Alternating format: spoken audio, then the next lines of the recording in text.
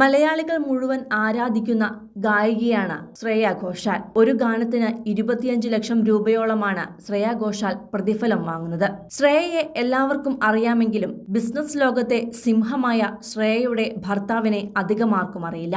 Indian corporate മേഖലയിലെ പ്രമുഖ പേരുകളിലൊന്നാണ് ശൈലാദിത്യ മുഖോപാധ്യായ എന്ന ശ്രേയയുടെ ഭർത്താവ്. മൊബൈൽ ഫോൺ ആപ്പായ ട്രൂ കോളറിന്റെ ബിസിനസ് ഗ്ലോബൽ ഹെഡാണ് ഇദ്ദേഹം. ശൈലാദിത്യയുടെ നേതൃത്വത്തിലാണ് ട്രൂ കോളർ കമ്പനി ഇന്ത്യയിൽ വളർന്നത്.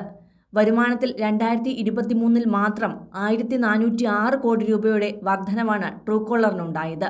ഈ നേട്ടത്തിൽ മുഖ്യ പങ്ക് വഹിച്ചത് ശൈലാദിത്യയാണ്.